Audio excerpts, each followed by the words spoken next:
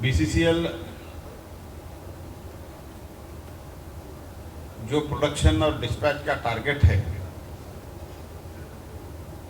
Last year भी achieve किया था, टारगेट से ज़्यादा की थी, और इस बार भी जो प्रोग्रेसिव टारगेट है, progressive target means yearly target के अनुसार इस 3-4 महीने अप्रैल, मई, जून और अभी तक जुलाई तक जो टारगेट अचीव करना था उससे 109%, more than 100%, that is 109% achieve हुआ है। इस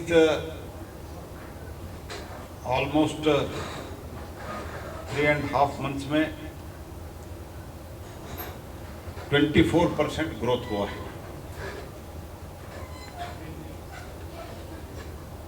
प्लान इम्प्लीमेंटेशन में भी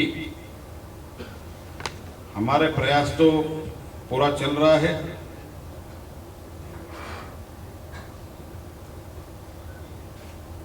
और लोगों की सुविधा के लिए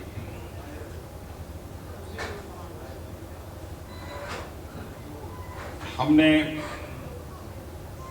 ये शिफ्टिंग करना है। शिफ्टिंग के लिए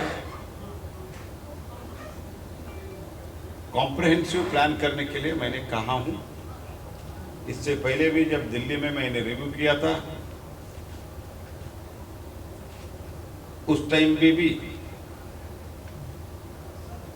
और हमारे एमपी साहब भी इसके बारे में बहुत रिक्वेस्ट किया था।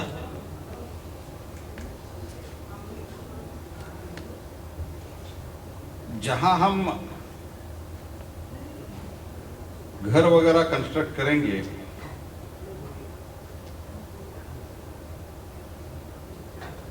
मैंने स्मार्ट सिटी कंसेप्ट अपनाने के लिए कहा हूं। To adopt the smart city concept, I have instructed the officers. Basic facility रहना, पानी का फैसिलिटी रहना, स्कूल रहना, आंगनवाड़ी रहना, हॉस्पिटल रहना, ट्रांसपोर्टेशन व्यवस्था रहना, एक सिटी में जो कुछ भी फैसिलिटी चाहिए वो सब फैसिलिटी करने के लिए मैंने बताया। एट प्रेजेंट बीसीसीएल 81 साइट्स को आइडेंटिफाई किया है जो हाईली डेंजरस और प्रोन साइट्स है। मैंने उसको प्रायोरिटी पर लेने के लिए फर्स्ट फेज में हाई रिस्क एरिया को लेने के लिए मैंने कहा हूं।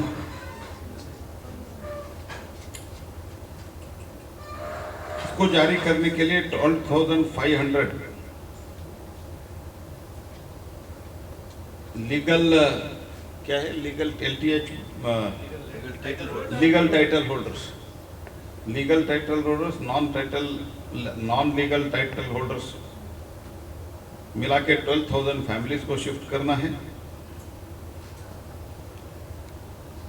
उसके लिए जो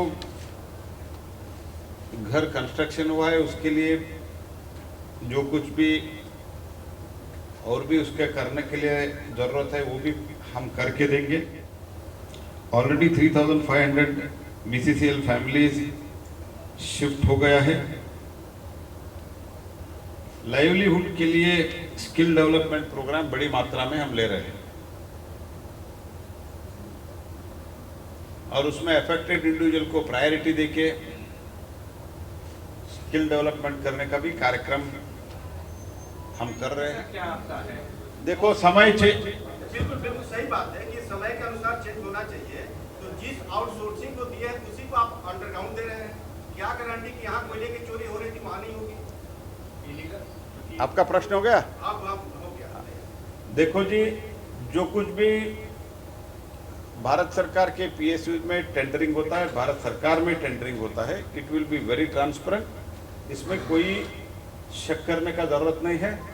और चोरी का as far as theft is concern, चोरी का सवाल है, चोरी का सवाल में हम तो एक्शन लेते ही रहते हैं, लेकिन अल्टीमेटली हम राज्य सरकार को ही रिक्वेस्ट कर सकते हैं इसको रोकने के लिए, क्योंकि हमारे पास लॉ एंड ऑर्डर नहीं रहता है। Law and order system state government आपके पास सर ये बीसीसीएल या ईसीएल हो डब्ल्यूसीएल, यहाँ आउटसोर्सिंग कंपनियों पे लगातार राज्य सरकार करते रही है कि आउटसोर्सिंग कंपनियां चोरी कर रही हैं।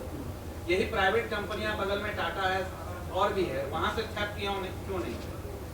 देखो जी, जहाँ थेफ्ट हो रहा है, जहाँ नहीं थेफ्ट हो रहा है, ये तो मैं इसके बारे में मुझे पूरा डिटेल नहीं है। मैं इतना ही कहना चाहता हूँ, हम भी इधर पूरा बंदोबस्त करके रखते हैं, लेकिन ये चोरी जो होता है हमारा तो बहुत बड़ा एरिया होता है। प्लीज़ ट्राई टू अंडरस्टैंड, इतना बड़ा एरिया होता है हमारा, उनका एक एक महीन होता है, उधर सब कुछ कर सकते हैं। हमारा बहुत ही बड़ा एरिया होता है, इतना वास्ट रहता है। और हम सरकार है, सरकार तो कितने वो सिक्योरिटी करके वगैरह लोगों को दूर रखते हैं, हम नहीं रख सकते। We have got some constraint, you please try to understand this is. And ultimately जब हम एफआईआर करते हैं तो स्टेट गवर्नमेंट पुलिस में ही करना पड़ता है। नहीं, उसको देखिए, माइनिंग जहाँ होता है थोड़े हद तक लेवल तो पोल्यूशन होता है, लेकिन उसको कम करने के लिए हमने बहुत प्रयास करते हैं। बहुत बड़ी मात्रा में plantation, water sprinkling, mine water use करने का, तो ये सब हम बहुत काम करते हैं जी। बट डिटेल मैं आपको देता हूँ, I will send you the details. मेरे सवाल 3 सवाल है, एक साथ सुन लीजिए और फिर उसके जवाब दीजिए। पहला कि आप दुर्गापुर होके आए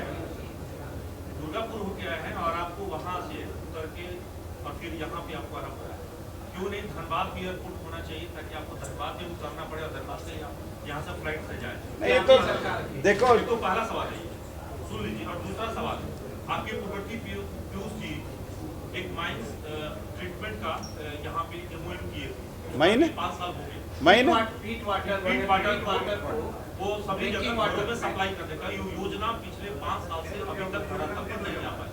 तो ये 2 है। और तीसरा, कुटकी बलिहारी क्षेत्र में 2000 से अधिक पेड़ काटे जा रहे हैं, वो सारे पेड़ काफी पुराने पेड़ हैं।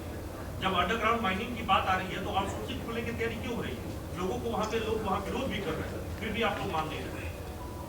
ये 3 सवाल है, तीनों का जवाब चाहिए।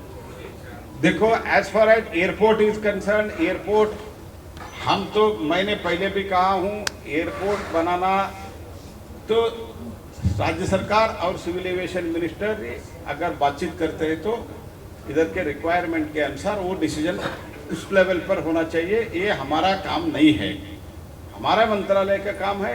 अगर कोई राज्य सरकार, हम तो एज इट इज हमारा, मैंने ऑलरेडी बोला हूँ, डीएमएफ में हमने इतना पैसा, ये पहले डीएमएफ है ही नहीं था, एंड हमने मोदी सरकार आने के बाद डीएमएफ क्रिएट किया है, उसके कारण बहुत बड़ी मात्रा में पैसा उपलब्ध हो रहा है। उसके साथ ही साथ और कुछ चाहते हैं तो बीसीसीएल राज्य सरकार के कोऑर्डिनेशन में, कोऑपरेशन में हम देने के लिए तैयार है। और बाकी जो आपने कहा, मैं एग्जामिन करके आपको उत्तर देता हूँ। पेड़ों की कटाई जो हुई है उसमें एग्जाम भी हो चुके हैं, कुछ डिसीजन नहीं आया, 1000 पेड़ काट देगा, ये कहाँ वो महीने कितना मानता है? मैं देखो सर, पहले बीसीसीएल कंपनियां अभी भी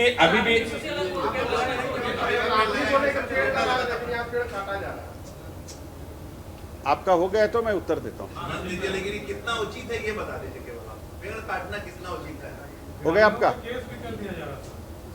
देखो, जहां माइनिंग हमने अंडरग्राउंड मिशन लिया है, लेकिन तुरंत सब अंडरग्राउंड कन्वर्ट नहीं होता है, एक दिन में नहीं होता है जी। और देश को अभी जो आप लाइट जला रहे हैं ना, उसके लिए बिजली चाहिए, उसके लिए कोयला चाहिए।